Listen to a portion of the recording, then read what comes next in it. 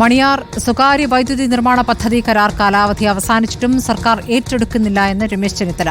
മുഖ്യമന്ത്രിയും വൈദ്യുതി മന്ത്രിയും വ്യവസായ മന്ത്രിയും ഗൂഢാലോചന നടത്തിയുള്ള നീക്കമാണിത്. BOT കരാറുകളുടെ കാലാവധി നീട്ടി നൽകുക എന്നത് ഇടതു സർക്കാർ നയമാക്കി മാറ്റുകയാണ്. കാർബറണ്ടം യൂണിവേഴ്സൽ ഗ്രൂപ്പിന് കരാർ 25 വർഷത്തേക്ക് നീട്ടി നൽകാനാണ് നീക്കമെന്നും ചെന്നിത്തല ആരോപിച്ചു. 30 വർഷത്തെ BOT അടിസ്ഥാനത്തിൽ കേരള ഗവൺമെന്റുമായി കരാറൊപ്പിട്ട കാർബറണ്ടം യൂണിവേഴ്സൽ ഗ്രൂപ്പിന് ഇനിയും 25 വർഷം കൂടി നീട്ടി നൽകാനുള്ള നീക്കമാണ് ഭരണത്തിന്റെ ഇടനാഴികളിൽ നടക്കുന്നത്. ഇതൊരിക്കലും ജനതാൽപര്യത്തിന് ഗുണകരമല്ല, കേരളത്തെ താൽപര്യത്തിന് ഗുണകരമല്ല. ഇതൊന്ന് നീട്ടിക്കൊടുത്താൽ കേരളത്തിലെ എല്ലാ BOT പദ്ധതികളും ഇതുപോലെ നീട്ടേണ്ടി വരും. അതുകൊണ്ട് സ്വകാര്യ വൈദ്യുത ഉൽപാദന കമ്പനിയായ കാർബറണ്ടം യൂണിവേഴ്സൽ ഗ്രൂപ്പിനെ സഹായിക്കാൻ, മുരുകേശൻ ഗ്രൂപ്പിനെ സഹായിക്കാൻ ബോധപൂർവമായ നീക്കം നടക്കുന്നു. ഇതിനകത്ത് വ്യവസായ മന്ത്രിയും വൈദ്യുതി മന്ത്രിയും മുഖ്യമന്ത്രിയും ഈ കാര്യത്തിൽ നടക്കുന്ന ഗൂഢാലോചന ശരിയല്ല. നോബിൾ മാരിക്കാരൻ വിവരങ്ങളുമായി. നോബിൾ, ഈ 25 വർഷത്തേക്ക് കരാർ നീട്ടാനുള്ള ഒരു ആലോചന എന്നതൊക്കെയാണ് ആരോപണമായി വരുന്നത്. എന്താണ് ഇതിന്റെ നിജസ്ഥിതി? എന്താണ് മനസ്സിലാക്കാനാവുന്നത്?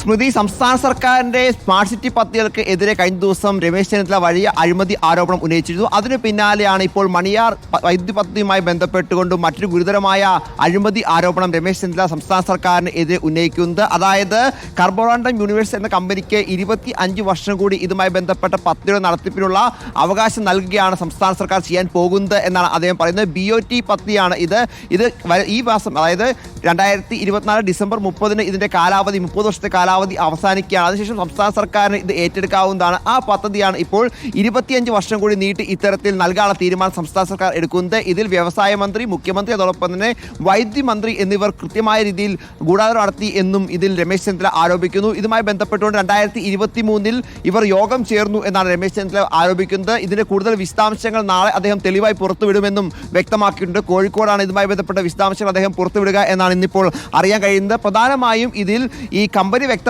കഴിഞ്ഞ പ്രളയത്തിൽ വലിയ നഷ്ടം, അതായത് വെള്ളം കയറുകയും പ്രളയം ഉണ്ടാവുകയും ചെയ്തതോടെ വലിയ നഷ്ടം കമ്പനിക്ക് ഉണ്ടായിട്ടുണ്ട്. ആ പശ്ചാത്തലത്തിലാണ് ഈ പദ്ധതിയുമായി ബന്ധപ്പെട്ട് കാലാവധി നീട്ടി നൽകണമെന്ന് കമ്പനി ആവശ്യപ്പെട്ടിരിക്കുന്നത്. പക്ഷേ അപ്പോൾ രമേശ് ചെന്നിത്തല വ്യക്തമാക്കുന്നത് അത്തരത്തിൽ പ്രളയം ഉണ്ടായിട്ടുണ്ടെങ്കിൽ, കമ്പനിക്ക് നഷ്ടം ഉണ്ടായിട്ടുണ്ടെങ്കിൽ അത് തീർക്കാനാണ് ഇൻഷുറൻസ് എന്നൊരു സംവിധാനം ഉള്ളത്. അത് ഉപയോഗിക്കാതെ ഇത്തരത്തിലൊരു നൂലാമാലകൾ പറഞ്ഞുകൊണ്ട് ഈ പദ്ധതി നീട്ടിക്കൊണ്ട് പോവുകയാണ്. BOT പദ്ധതികൾക്ക് ഇത്തരത്തിൽ, അതായത് ഈ മണിയാർ പദ്ധതിക്ക് ഇത്തരത്തിലൊരു അനുമതി നൽകുകയാണെങ്കിൽ ഭാവിയിൽ ഈ വിഴിഞ്ഞം അടക്കമുള്ള BOT പദ്ധതികൾ കൂടി ഇത്തരത്തിലൊരു കീഴ്വഴക്കം ഉണ്ടാകും. അത്തരത്തിൽ പല പദ്ധതികളും കാലാവധി പൂർത്തിയാകുമ്പോൾ സർക്കാരിലേക്ക് വരേണ്ടത് അത് വീണ്ടും ഇതേ കമ്പനികൾക്ക് ഏറ്റെടുത്ത് നടത്താനുള്ള സാഹചര്യത്തിലേക്ക് പോകും എന്നടക്കമുള്ള ഗുരുതരമായ ആരോപണങ്ങൾ ഉന്നയിക്കുന്നു. എന്താണെങ്കിലും വലിയ അഴിമതി ഇതുമായി ബന്ധപ്പെട്ട് ഉണ്ടായിട്ടുണ്ട്. അത്തരത്തിൽ അഴിമതിയുമായി ബന്ധപ്പെട്ട വിശദാംശങ്ങൾ നാളെ അദ്ദേഹം പുറത്തുവിടുമെന്നാണ് ഇപ്പോൾ നമുക്ക് അറിയാൻ കഴിയുന്നത്. ശരി, നോബിൾ മാരിക്കാരനാണ് ഡൽഹിയിൽ നിന്ന് വിവരങ്ങൾ നൽകിയത്. ഇനി